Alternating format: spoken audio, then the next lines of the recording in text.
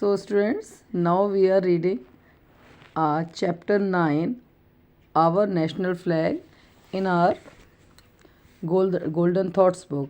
This is your moral values book, and chapter number, you have to open page number 26, chapter 9, our national flag.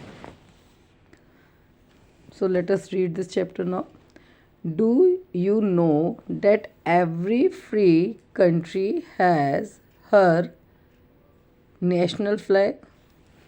क्या आप जानते हैं कि प्रत्येक आज़ाद देश का, प्रत्येक स्वतंत्र देश का अपना एक राष्ट्रीय झंडा होता है। जैसे कि आपने पिछले टर्म में आपने जीके में भी देखे थे, डिफरेंट कंट्रीज़ के फ्लैग, यूएस के एंड ऑस्ट्रेलिया का, चाइना का। तो इसी तरीके से जितने भी कंट्रीज़ हैं उनके सबके अपने अपने नेशनल फ्लैग होते हैं, जिनको हम राष्ट्रीय ध्वज भी कहते हैं। It is a symbol of a freedom. ये जो है उस देश की स्वतंत्रता का प्रतीक होते हैं। अपना झंडा होता है किसी भी देश का, वो उसकी स्वतंत्रता का प्रतीक होता है। ठीक है। How did we get our national flag? हमें हमारा नेशनल फ्लैग या राष्ट्रीय झंडा कैसे मिला? Who ruled over India before 15 अगस्त 1947? भारत में 1947 से पहले कौन राज्य करता था? रूल। देखिए, आपने ये वर्ड पहले भी पढ़ा है, रूलर। इंग्लिश में पढ़ा था ना, रूलर का मतलब राज्य करने वाला, रूल्ड मतलब राज करना। तो हु रूल्ड ओवर इंडिया, कौन इंडिया पर राज करता था?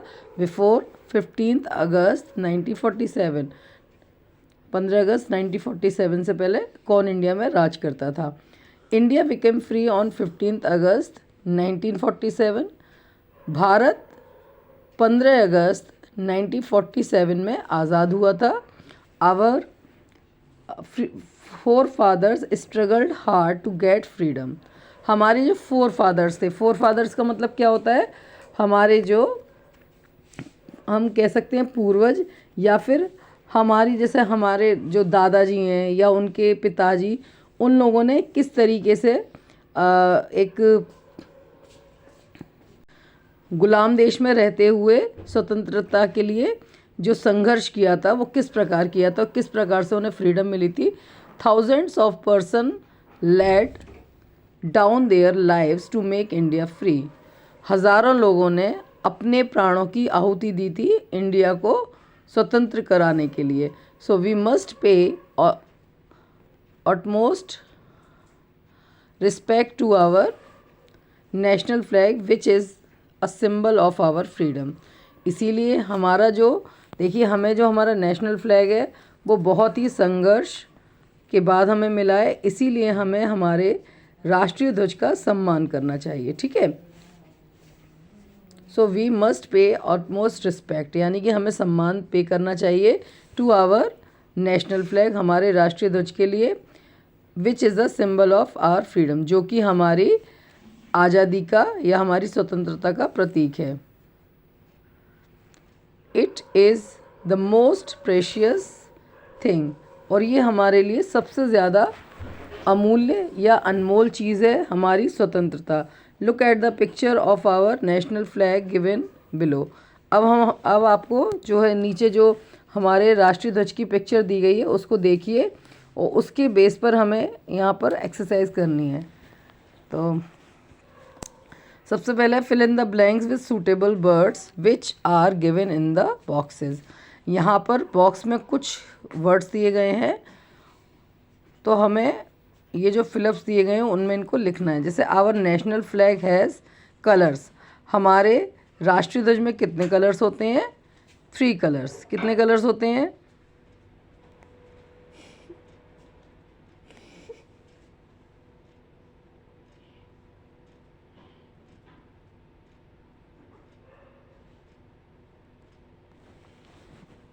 The top colour in the national flag is, हमारे राष्ट्रीय ध्वज में जो सबसे ऊपर जो कलर होता है वो कौन सा होता है? सैफरन। देखिए, ये जो कलर है इसको ऑरेंज तो बोलते ही हैं, साथ में इसको सैफरन भी बोलते हैं। जिस तरीके से केसर का कलर होता है। तो सैफरन यहाँ पर लिखेंगे हम।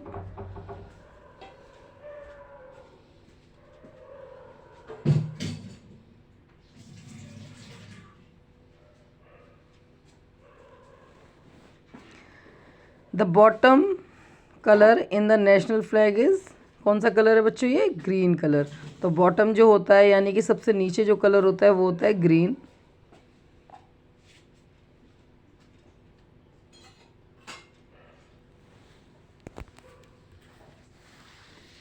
इसके बाद है बच्चों, the chakra of our wheel is on the band. कौन जो हमारे फ्लैग में जो चक्र होता है ये कौन से बैंड पर होता है? वाइट बैंड पर। ठीक है।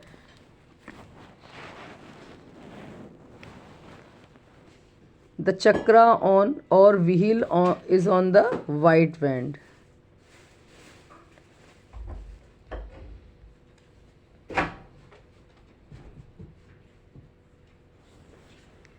The chakra has spokes. कितनी स्पोक्स होती हैं हमारे नेशनल फ्लैग के चक्र में? 24। क्यों होती हैं बच्चों 24? उसका रीज़न ये है कि अभी तो 28 स्टेट्स हैं, बट कुछ साल पहले, लगभग 20-25 साल पहले हमारे देश में केवल 24 स्टेट्स थे।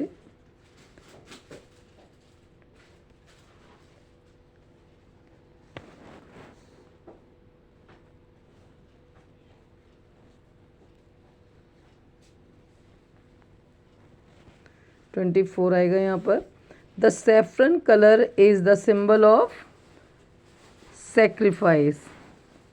जो सैफरन कलर होता है, नारंगी कलर जो होता है, वो किसका सिंबल होता है? प्रतीक किसका होता है?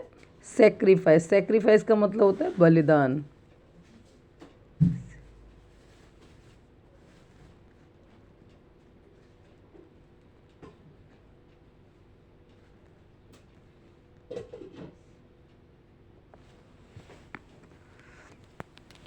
The colour is the symbol of peace.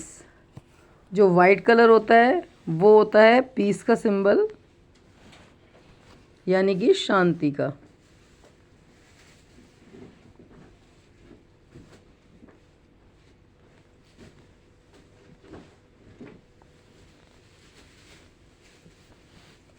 The green colour is the symbol of prosperity. Prosperity का मतलब होता है संपन्नता।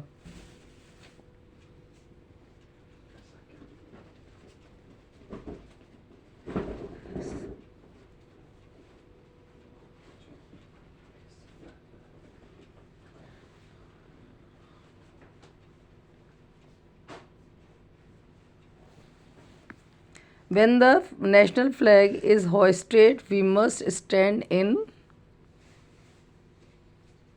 attention position।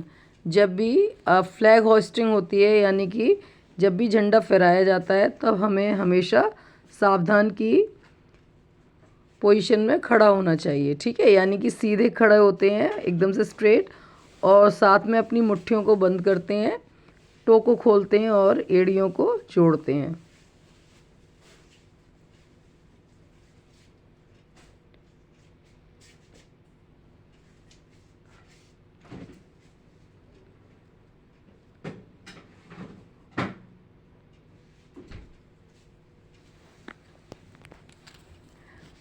Now identify the pictures of great freedom fighters. ये यहाँ पर कुछ फ्रीडम फाइटर्स हैं, केवल इनको पहचानना है, इनके नाम नहीं लिखने हैं। तो ये जो हैं ये हैं रानी लक्ष्मीबाई। ठीक है, जिनके ऊपर एक मूवी भी आई थी मणिकर्णिका।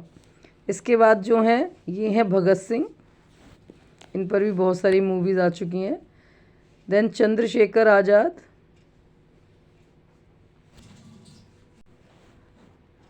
उसके बाद आते हैं बच्चों 4th नंबर पर बाल गंगाधर तिलक, और ये हैं नेताजी सुभाष चंद्र बोस। ठीक है, अब आपको यहाँ पर क्या करना है? Draw and colour the national flag with correct colour. आपको यहाँ पर नेशनल फ्लैग ड्रॉ करना है, उसके बाद इसको कलर भी करना है। ठीक है, सभी बच्चों के लिए होमवर्क ये करेंगे सारे बच्चे। इसके बाद यहाँ पर see the picture and write the names of the 2 national holidays when the national flag hoisted. देखिए ये यहाँ पर इस समय आपको किसकी पिक्चर दिख रही है? रेड फोर्ट की, जहाँ यहाँ पर फ्लैग होइस्टिंग हो रही है। तो ये कौन सा फेस्टिवल है? Independence day. इंडिपेंडेंस डे पे बच्चों आपको हमेशा याद रखना है कि इंडिपेंडेंस डे पे फ्लैग होइस्टिंग हमेशा कहाँ होती है? रेड फोर्ट पर।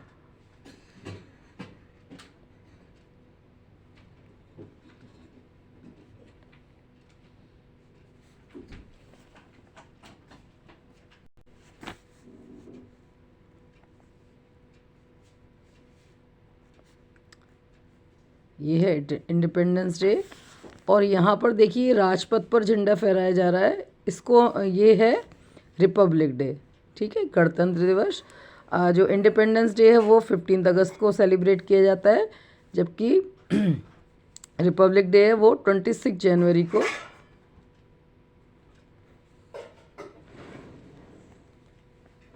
सेलिब्रेट किया जाता है। ठीक है,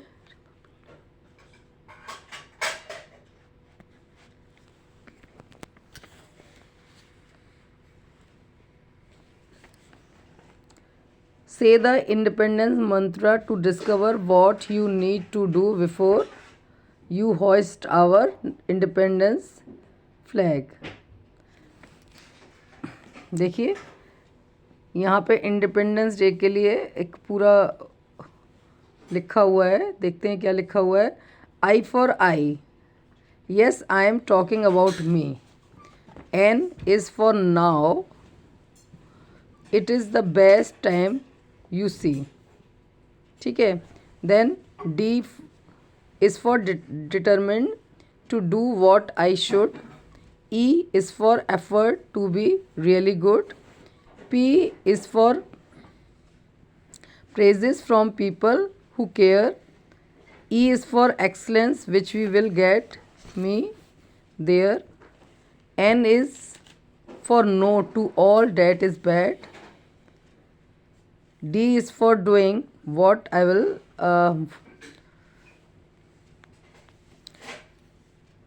doing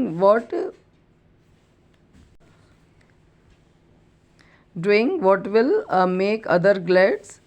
E is for extra care to go the right way। N is for not letting things stand in my way। C is for courage to do what you should। E is for ending independent and good। Okay, so बच्चों video काफ़ी लंबी हो गई है, इसीलिए मैं आपको इसको हिंदी में नहीं बता पाई हूँ। So now you have to do this work in your books. And बच्चों ये जो चैप्टर है ये आपके final term PT final term के लिए हैं। ठीक है, अभी आपके 9 से जितने भी चैप्टर हैं वो सारे फाइनल टर्म के लिए हैं। Okay, thank you.